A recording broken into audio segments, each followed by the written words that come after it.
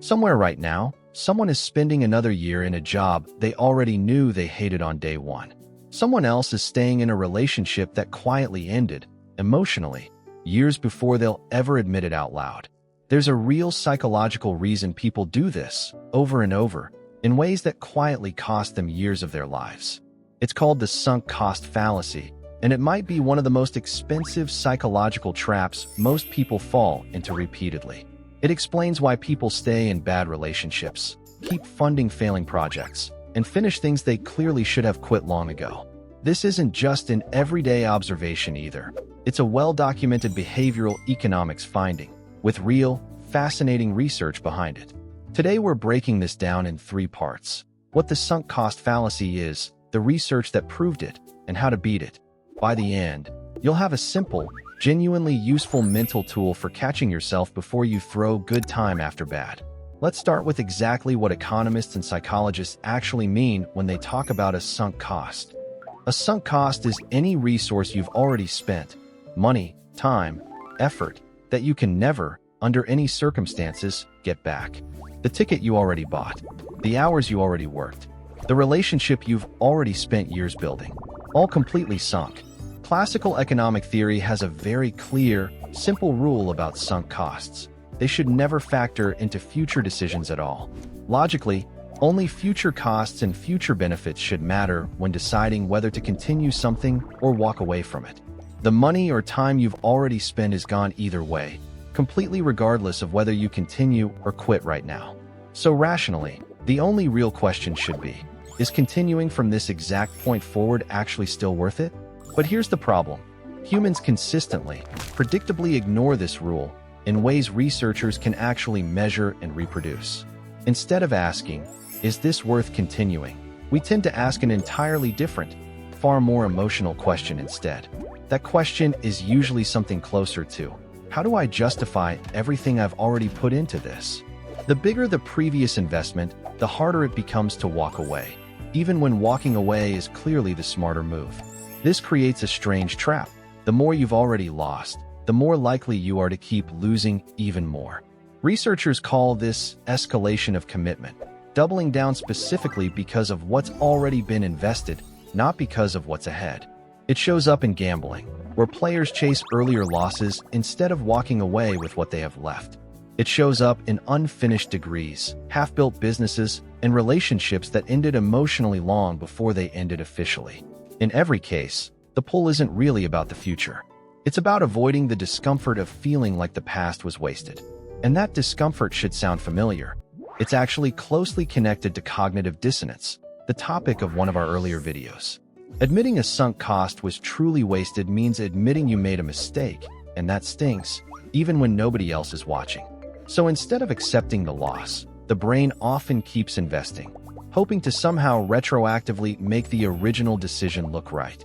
This is precisely why sunk cost thinking rarely saves anything. It usually just adds new losses on top of the old ones. But a pattern this common in human behavior doesn't stay theoretical for long. Psychologists eventually put it to the test directly. Reason 2 is where this becomes genuinely fascinating. The real experiments researchers designed to catch this bias in action. In 1985, psychologists Arkes and Blumer ran a series of now-famous studies specifically testing sunk cost behavior. In one experiment, participants were asked to imagine they'd already bought a non-refundable ski trip ticket for a certain weekend. Then, they learned about a second, even better ski trip, but it happened to fall on the exact same weekend. Crucially, the second trip was reported as more enjoyable overall, even though the first ticket had already been paid for. A purely rational decision-maker would simply pick whichever trip sounds more enjoyable, since the first ticket's cost is already gone regardless. But that's not what most participants chose. Many picked the worst trip, purely because they'd already paid for it. They weren't maximizing their own future enjoyment. They were trying to avoid wasting money that was already unavoidably spent. Arkes and Blumer ran several variations of this experiment, and the same basic pattern kept showing up reliably each time. The more someone had already invested, the more likely they were to choose the less enjoyable option, just to honor that investment. This became one of the clearest experimental demonstrations of the sunk cost fallacy in a clean, controlled laboratory setting. But you don't actually need a lab to see this exact pattern. History has one of the most expensive real-world examples imaginable.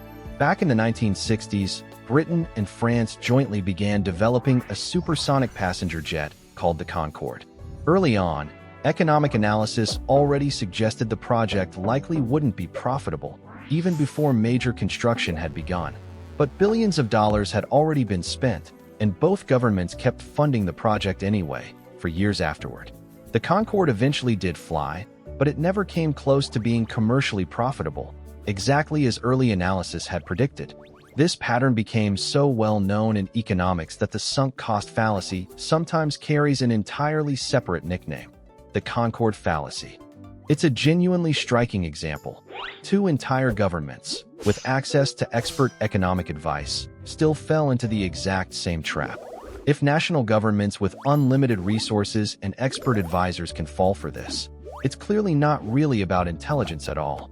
It's about a deep, built-in psychological pull that operates almost regardless of how much information or expertise is available. Researchers have since found this exact pattern across an enormous range of situations, from personal finance to corporate strategy.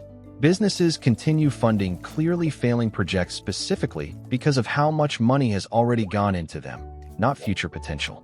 Investors hold on to losing stocks specifically because selling would mean formally, officially locking in the loss on paper. Even professional negotiators and expert forecasters aren't fully immune to this exact same pull, according to later research. Reason 3 is where all of this becomes genuinely practical: recognizing sunk cost thinking in your own everyday decisions. Think about a relationship you privately knew wasn't working, but stayed in partly because of how many years you'd already invested. That number of years spent doesn't actually predict whether staying will make you happier going forward. It's already spent either way, but it feels almost impossible to ignore because walking away can feel like declaring all that time was wasted for nothing. The same pattern shows up with unfinished college degrees, careers people privately dislike, or businesses that clearly aren't working anymore. I've already put in 3 years, I can't quit now feels emotionally compelling, but it isn't actually a reason to continue. The only question that should matter is whether the next year, starting from today, is actually worth it going forward.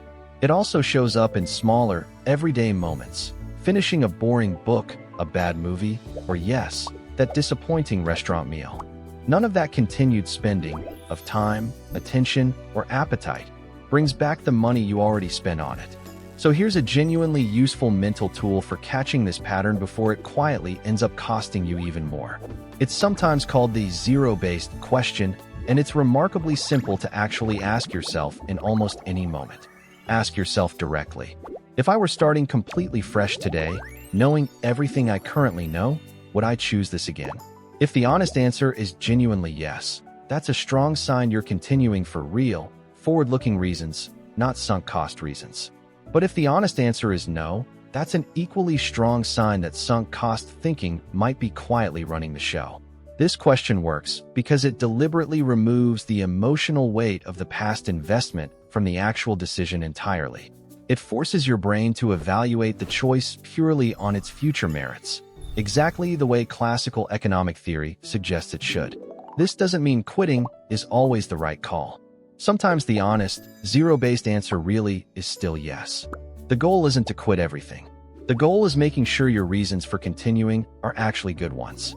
It's also worth noticing how the size of the sunk cost tends to affect how hard this is to admit. Small sunk costs, like a boring movie, are relatively easy to walk away from once you notice the pattern.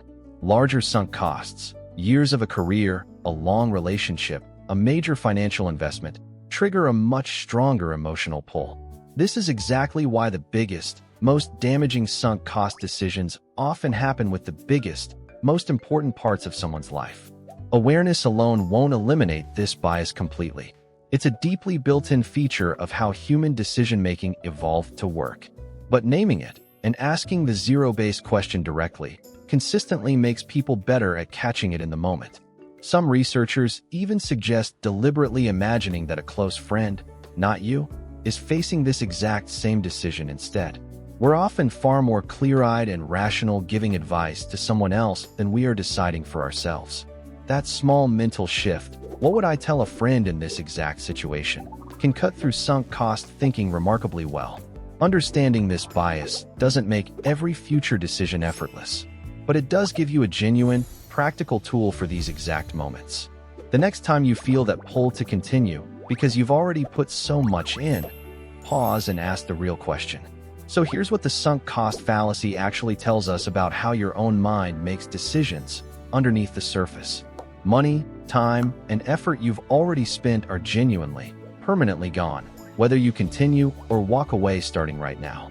But your brain treats that already spent investment as a reason to keep going, even when the future clearly says otherwise. You saw this in a simple ski trip experiment and in an entire supersonic jet program that two governments couldn't walk away from. And you've almost certainly felt this exact same pull yourself, in ways far smaller, but genuinely just as real. So the next time you're tempted to keep going purely because of what you've already invested, ask the zero-based question first. Would you choose this again today, starting completely fresh? If not, that sunk cost isn't a reason, it's just a memory. If this gave you a useful tool for better decisions, there's more psychology like this coming soon. Subscribe, and I'll see you next time.